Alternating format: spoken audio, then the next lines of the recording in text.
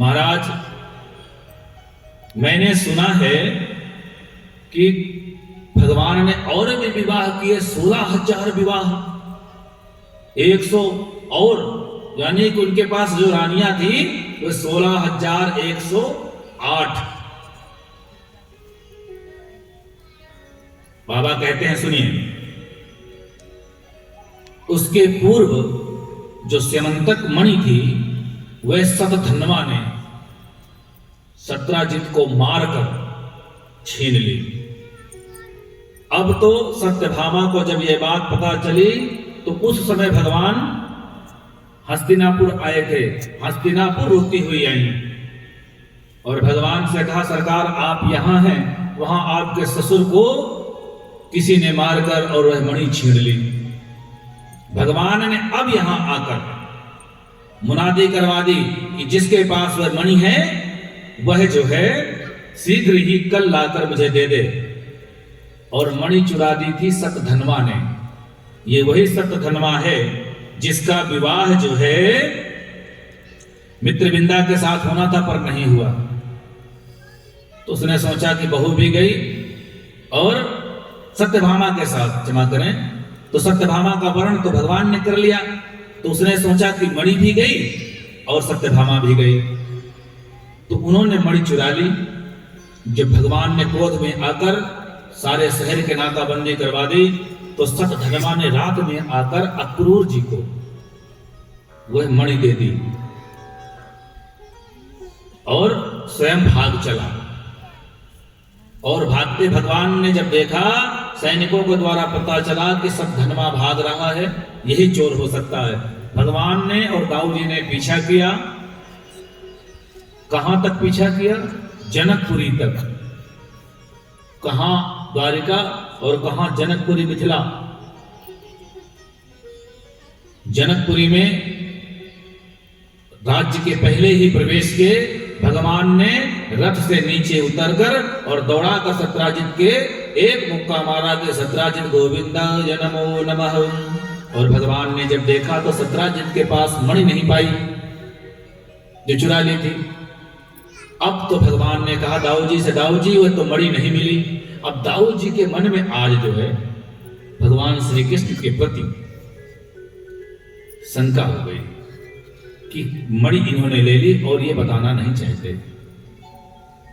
बलराम जी ने कहा, लाल कान्हा, मैं यही जनकपुरी जनक जी के पास रहूंगा कुछ दिन और तुम जाओ। भगवान समझ गए कि दाऊ जी के मन में भाई भाई के प्रति जो है बीच में जो है वैर आ गया। बलराम जी जनकपुरी में रुक गए और द्वारिकाधीश जो है उन्हें द्वारिका चले गए। जनक जी को जब यह बात पता चली बलराम जी से कि यहाँ द्वारिकाधीश भी आए थे और मिले नहीं, उनको बड़ा पश्चाताप हुआ। अनुनय विनय कर संदेश इत्यादि देकर तो विशेष रूप से द्वारिकाधीश जी जनक जी से मिलने गए थे। बोलो राधे राधे। इधर बलराम जी 3 महीने तक जनकपुरी में रहे। जनकपुरी में ही दुर्योधन ने बलराम जी से गदा युद्ध की शिक्षा ली थी। वहां से बलराम जी तीर्थाटन के लिए जो है तीर्थों में चले जाते हैं और सबसे पहले यहां आते हैं नैमिषारण्य तीर्थ में। बोलो राधे राधे। नैमिषारण्य तीर्थ में चूंकि भगवान के अवतार हैं बलराम जी, उस समय कथा चल रही थी। जब आपने सुना होगा तो पहले दिन ही सूत जी सौनकाद ऋषियों को कथा सुना रहे हैं। वही सूत जी मंचस्थ हैं वहां। सभी ने खड़े होकर बलराम जी को प्रणाम किया, परंतु सूत जी ने व्यास गद्दी में होने के कारण प्रणाम नहीं किया। दाऊ जी को बड़ा क्रोध आया कि बड़े बड़े बुजुर्ग श्रेष्ठ जो है विप्र नीचे बैठे हुए और ये देखो कहां बैठा है और उसने हमें प्रणाम नहीं किया।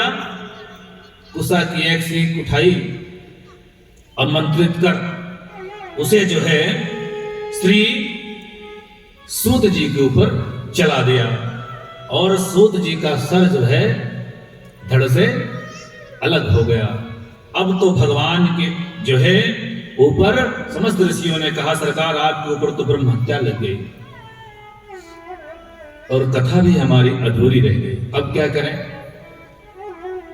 तो दाऊ जी ने कहा उपाय आप बता दो, कोई व्यास दूसरा ढूंढ लीजिए सरकार, इनके अनुकूल व्यास कौन बन सकता है।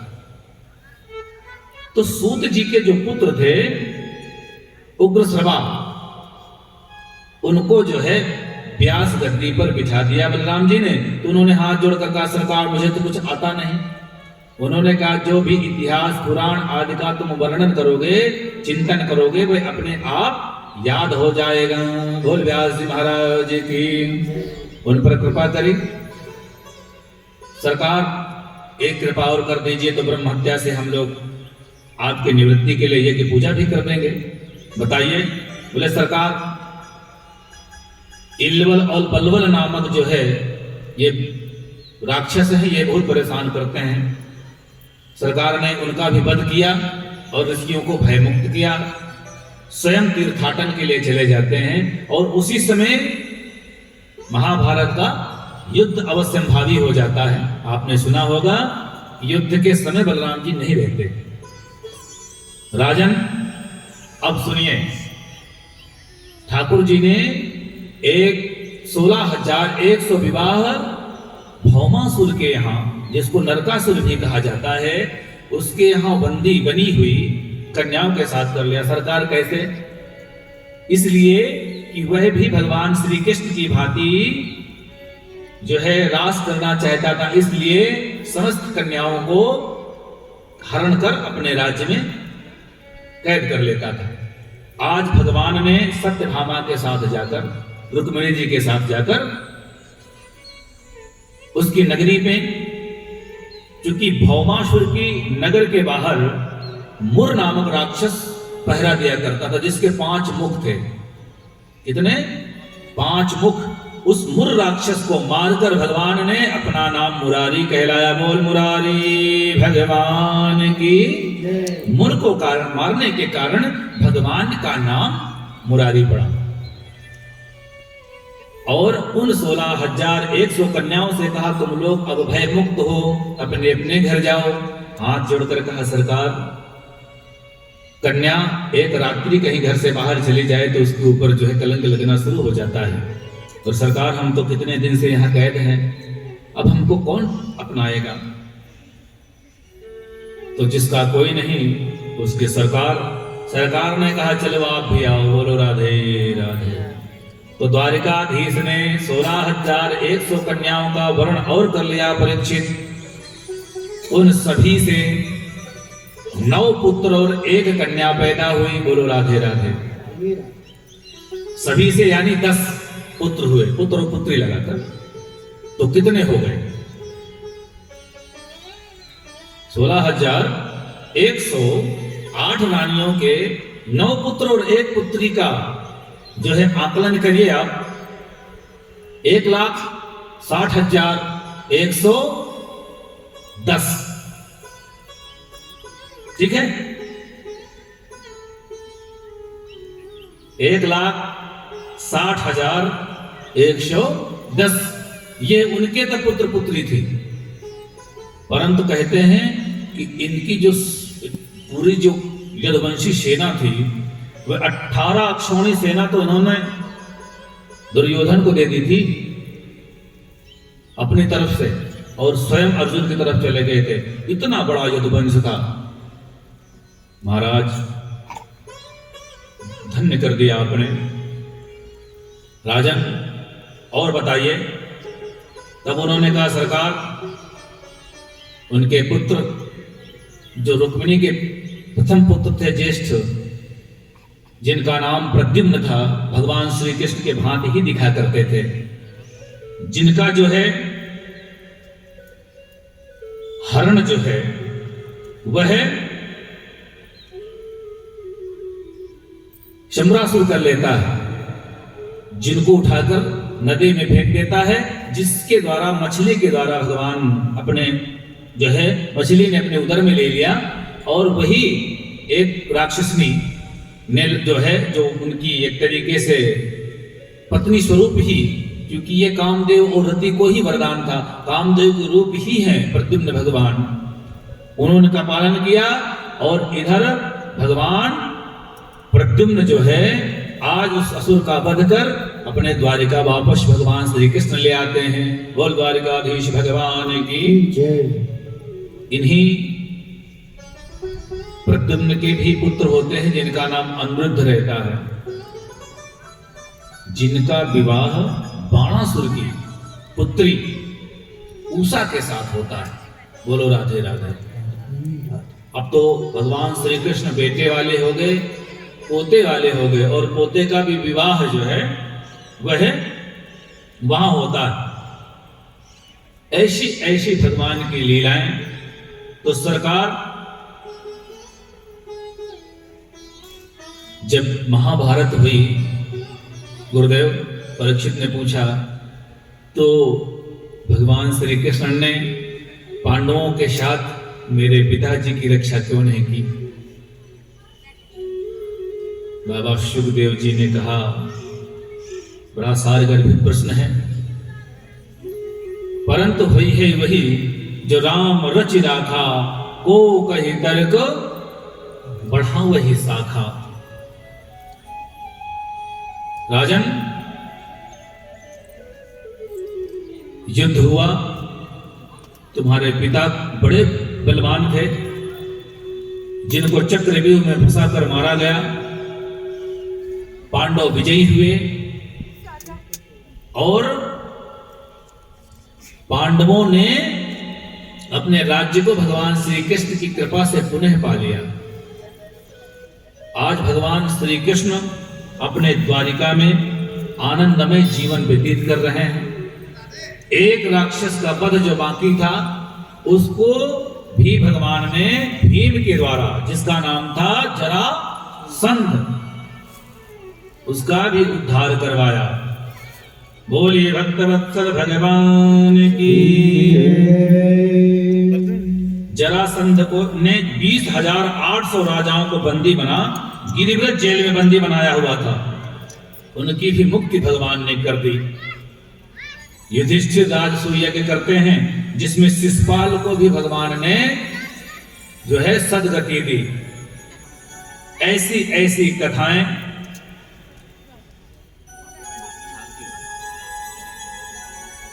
अब कालांतर में कहते हैं कि एक दिन अर्जुन जो है वह भगवान श्री कृष्ण की सेवा के हेतु पुष्प लेने जाते हैं। कहां? कदली वन में। और हनुमान जी तो हमेशा राम राम ही जपा करते थे, और उस कदली वन में हनुमान जी श्री राम धुन में लीन रहा करते थे। तो यह कथानक इसलिए कि हनुमान जी की महिमा और भगवान श्री कृष्ण की महिमा यह अवश्यंभावी है। तो उन्होंने, महाराज हनुमान जी ने क्या पुष्प तोड़ने से मना कर दिया अर्जुन को, या अर्जुन पुष्प तोड़ पाए? आइए पहले तो हम श्री राम जी के चरणों में, हनुमान जी के द्वारा श्री राम के चरणों में अपने भाव जो है पुष्प अर्पित करें। बोलिए श्री हनुमान जी महाराज की। हनुमत महिमा बताना इसलिए आवश्यक है कि हनुमान जी भक्ति के स्वरूप हैं। कथा तो और भी, परंतु हनुमत महिमा भक्ति की एक स्वयं में पराकाष्ठा है। वह स्वयं में एक उदाहरण है कि हनुमान जी ने अपने आप को दास ही कहाया। हनुमान जी के पास बल कितना था? कहते हैं जितना 10,000 हाथियों में बल होता है, उतना एक ऐरावत में होता है। 10,000 ऐरावतों में जितना बल होता है, उतना बल एक इंद्र में, और 10,000 इंद्रों में जितना बल होता है, उतना हनुमान जी की इस उंगली में है। आइए भगवान के चरणों में चिराग। वृंदावन में हरिलाल की जय।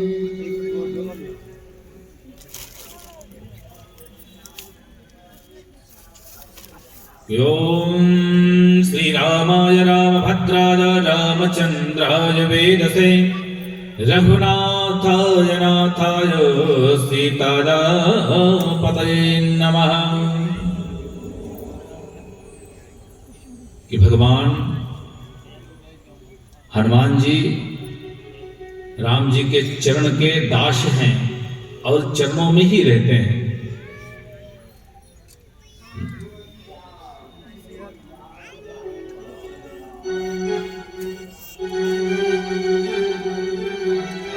श्री रामचंद्र भगवान की जय। बोलो श्री हनुमान जी महाराज की जय। हो दुनिया चले न श्री राम के बिना, राम जी चले न हनुमान के बिना। दुनिया चले न श्री राम के बिना, राम जी चले न हनुमान के बिना। हो दुनिया चले न श्री राम के बिना, राम जी चले न हनुमान के बिना। दुनिया चले न श्री राम के बिना, राम जी चले न हनुमान के बिना। ओ राम जी चले न हनुमान के बिना, राम जी चले न हनुमान के बिना। ओ राम जी चले न हनुमान के बिना, राम जी चले न हनुमान के बिना। दुनिया चले न श्री राम के बिना, राम जी चले न हनुमान के बिना। दुनिया चले न श्री राम के बिना, राम जी चले न हनुमान के बिना।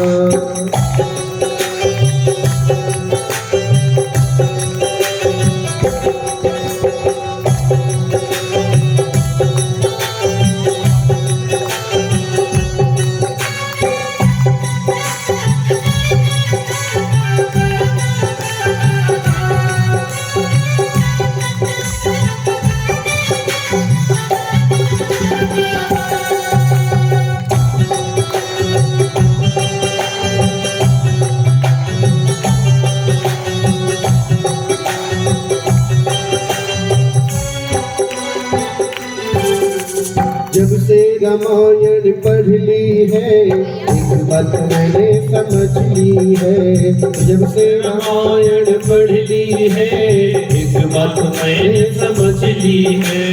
जब से रामायण पढ़ ली है, एक बात मैंने समझ ली है। रावण बने श्री राम के बिना, लंका जले न हनुमान के बिना। रावण बने श्री राम के बिना, लंका जले न हनुमान के बिना।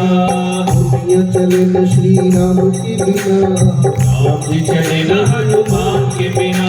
ओ राम जी चले न हनुमान के बिना। राम जी चले न हनुमान के बिना। ओ राम जी चले न हनुमान के बिना।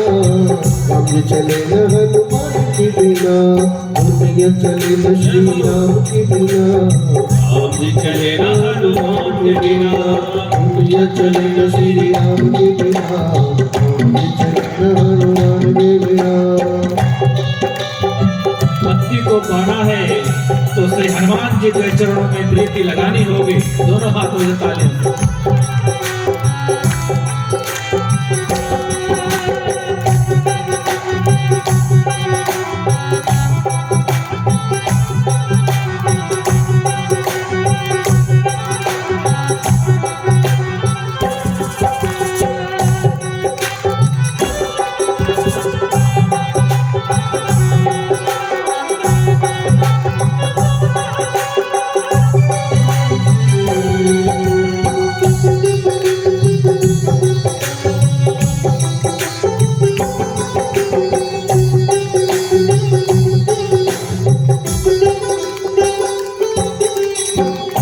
का बचना मुश्किल था, कौन गुटिलाने के काबिल था।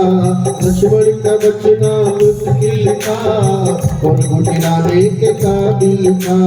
लक्ष्मण बचे न श्री राम के बिना, मुझे मिले न हनुमान के बिना। लक्ष्मण बचे न श्री राम के बिना, मुझे मिले न हनुमान के बिना। दुनिया चले न श्री राम के बिना, राम जी चले न हनुमान के बिना। राम जी चले न हनुमान के बिना। राम जी चले न हनुमान के बिना। ओ राम जी चले न हनुमान के बिना। राम जी चले न हनुमान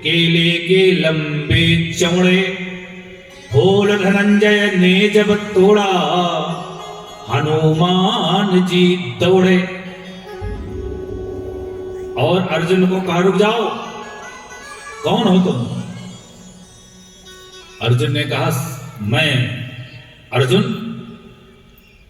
तो पुष्प क्यों तोड़ रहे हो? ये राम जी का बगीचा है, राम जी के लिए यहां से पुष्प टूटते हैं।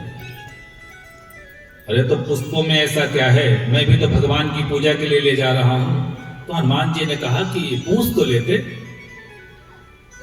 तो अर्जुन ने कहा इसमें पूछने की क्या बात है, भगवान की पूजा आप भी करते हो, भगवान की मैं भी करता हूं। बोले मेरा मतलब ये नहीं था कि मैं मना करता, लेकिन आप एक बार पूछ लेते। अर्जुन को थोड़ा सा बुरा लगा। अर्जुन ने कहा कि पुष्पों को तोड़ना जो है भगवान के लिए कोई चोरी नहीं कहलाता। हनुमान जी ने जब अर्जुन को अपने अभिमान में फूलते देखा तो हनुमान जी ने तुरंत कहा किस भगवान के लिए ले जा रहे हो? तो अर्जुन ने कहा मैं श्री कृष्ण के लिए ले जा रहा हूं। तो हनुमान जी ने तुरंत उत्तर दिया ले जाओ ले जाओ। तो अर्जुन ने अभिमान बस कहा अब क्या हुआ, डर गए? अरे बोले जिसके भगवान ही चोर हो वो चोरी से ले जाए तो कोई बड़ी बात नहीं है। अब बताइए, हनुमान जी ने तो विनोद किया था, विनोद मतलब एक हास्य परिहास किया था। अर्जुन को बुरा लग गया। अर्जुन ने कहा क्या था तुम्हारे राम में, हैं? छोटे छोटे बंदरों से न जाने कितने दिन तक पहाड़ ढुलाए हैं, पुल बनवाया। अरे मैं होता तो एक बाण में सिंधु पर जो है पुल बना देता, आराम से पार हो जाते। हनुमान जी ने कहा अर्जुन उस समय के जो बंदर थे ना वो बहुत बलवान थे, इन जो है सीमेंट कंकड़ के और बाण के पुलों पर वो जो है बाण उनका जो है या पुल जो है उनका भार नहीं सह पाते। ऐसा कैसे हो सकता है, मैं बना देता भला कोई टूट जाए। हनुमान जी ने कहा कि लग रहा है कि अभिमान चरम सीमा पर है। हनुमान जी ने कहा ठीक है, वो तो कई बंदर थे, वो तो तो यहाँ आ नहीं सकते, लेकिन राम जी का यह बंदर यदि तुम्हारे पुल से पार हो जाए और पुल ज्यों का त्यों रहे तो जो तुम बोलोगे वो मैं करूंगा। तो अर्जुन ने कहा फिर मैं क्षत्रिय हूं, अगर पुल टूट गया तो मैं अपने प्राण दे दूंगा। अब बताइए, तुरंत मरने मराने के लिए अर्जुन कई बार प्रतिज्ञा कर चुके थे हैं? जब अश्वत्थामा को मारना था तब भी प्रतिज्ञा कर चुके थे। वह कुछ ना कुछ प्रतिज्ञा करते, भगवान उन प्रतिज्ञाओं का पालन करवाते। जयद्रथ को मारने के लिए प्रतिज्ञा ले ली, सूर्यास्त के पहले नहीं मारूंगा तो मैं स्वयं मर जाऊंगा। फिर भगवान ने बचाया भैया किसी तरीके से, तो उनका तो यही काम था। और जहां भगवान श्री कृष्ण हैं, कहा गया है कि जहां धर्म तहां कृष्ण विराजत, और जहां कृष्ण ताहि जय छाजत। जहां धर्म है वहां भगवान है, और जहां भगवान है वहां विजय निश्चित है। गीता के एक श्लोक में कहा गया है कि यत्र योगेश्वरः कृष्णो यत्र पार्थो धनुर्धरः तत्र श्री विजयो भूतिर ध्रुवा नीतिर मतिर मम। धर्म है, भगवान है, और भगवान है वहां विजय सुनिश्चित है। परंतु अभिमान जो है किसी ना किसी भी रूप में आपको ले डूबेगा। आज अर्जुन ने पुल बनाया और जैसे ही संधान करना शुरू किया, समुद्र के किनारे अपने बाण का और अपनी शक्ति का हनुमान जी गायब। अर्जुन ने पुल बना दिया और इधर उधर देखा कि मैं तो जानता था कि इनसे कुछ होना हवाना है नहीं, बिना वजह पुल बनवा दिया। और अब मैं अभिमान वश कभी पुल की तरफ देखें और कभी अपनी तरफ, परंतु क्या देखते हैं, उत्तर दिशा की ओर। उत्तर दिशा में तूफान सो उठ्यो, भान ही भुलायो या अनोखी अंधियारी सो, हाय रे नीच बिन कारण ही बुलायो मीच, मीच यानी मृत्यु, और बैर बांध्यो आज बजरंग ब्रह्मचारी सो। और क्या देखा कि उत्तर दिशा की ओर हनुमान जी विकराल रूप में महाराज बड़े बड़े पहाड़ अपने रोम रोम में बांधे हुए, और महाराज जब चले तो सभी पेड़ पौधे किनारे टूट कर गिरे, धरती हिलने लगी। अब तू अर्जुन ने कहा अपने लिए कि अरे नीच, तूने बिन बुलाई नीच यानी मृत्यु, और बैर बांधो आज हनुमान ब्रह्मचारी सो, कांपत शरीर। अब तो कांपने लगे उनको देखकर, किसको? हनुमान जी को। और हनुमान जी का रूप क्या कैसा था? उसमें लिखा हुआ है 1000 योजन बदन बढ़ारा। योजन मतलब जानते हैं आप? कहते हैं कि 3 किलोमीटर का एक कोस होता है, 3 किलोमीटर का एक कोस, और 12 किलोमीटर का एक योजन होता है। कितना? 12 किलोमीटर का एक योजन होता है। तो 1000 योजन बदन बढ़ाया, हनुमान जी ने 1000 योजन का शरीर बढ़ा दिया। गदाधर लियो कांधे, एक योजन के पत्थर रोम रोम में बांधे। अब तो जो विकराल स्वरूप अर्जुन ने देखा, बोले महाराज ऐसे पुल तो 100 टूट जाएंगे इनके इस रूप को देखकर। लेकिन आज हाथ जोड़कर कहते हैं क्या? कांपत शरीर नयनन सो झरत नीर। अर्जुन के विनती करें वीर बनवारी सो। अब किसको पुकार रहे हैं? भगवान श्री कृष्ण को।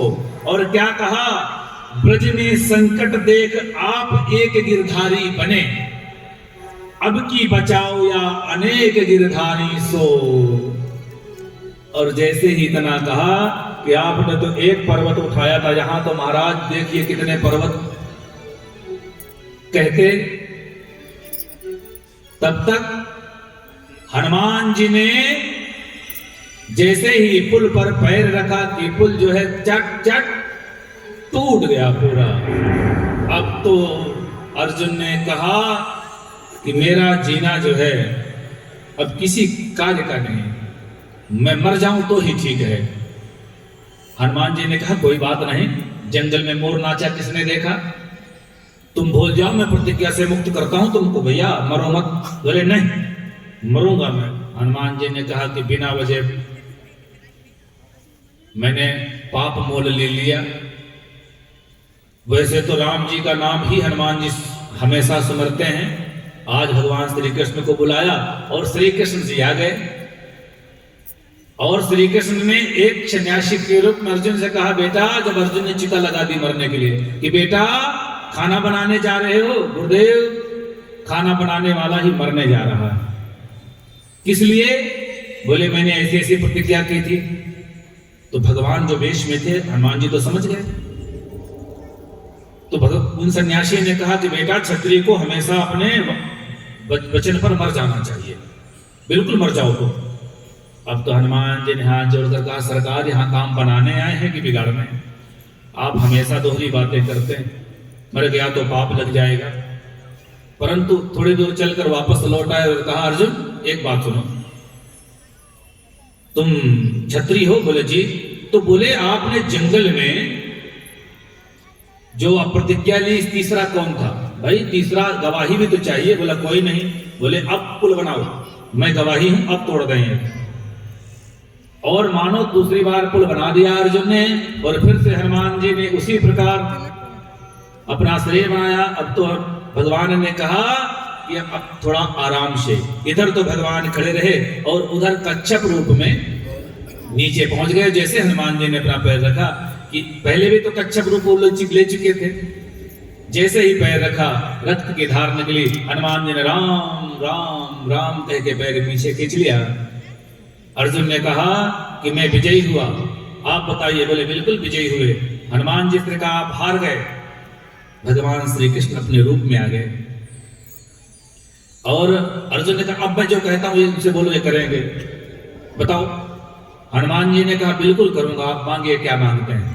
तो भगवान श्री कृष्ण ने धीरे से अर्जुन का हाथ पकड़ के कहा रहने दो, ये अभी के लिए नहीं है, ये कभी के लिए तैयार किए जा रहे हैं। जब महाभारत का युद्ध अवश्यंभावी हो गया तब आज जो है हनुमान जी को लाकर अर्जुन के रथ पर झंडे के रूप में बिठा देते हैं, और उसी अर्जुन का जो रथ है इसीलिए एक नाम अर्जुन का कपित ध्वज पड़ा। बोल कपित ध्वज भगवान की। पूरा जो है रथ जल चुका था और शक्ति से, कर्ण की शक्ति से बचाने वाले ही हनुमान जी हैं। भगवान श्री कृष्ण ने हनुमान जी ने कह दिया था कि मैं बिना सत्संग के नहीं रह पाता हूं, मैं चलूंगा एक शर्त पे। तो अर्जुन ने कहा वहां सत्संग होगा कि वहां लड़ाई होगी? बताओ, ये सत्संग करने जा रहे हैं वहां। गुस्सा होने लगे। तो भगवान श्री कृष्ण ने कहा कोई बात नहीं। तो अर्जुन ने कहा माधव, अब आप इनको सत्संग सुनाएंगे, वहां कोई सर फोड़कर चला जाएगा। बोलो राधे राधे। परंतु अर्जुन तो बहाना था, गीता तो श्री कृष्ण को हनुमान जी को सुनाना था। बोलिए भक्त वत्सल भगवान की। सही है, भक्त का जैसा भी प्रेम है जहां भी है श्री कृष्ण वहां कर देते हैं। सारी सेना का स्तंभन कर दिया था ऐसे भगवान श्री कृष्ण से। आज सुखदेव बाबा कहते हैं राजन,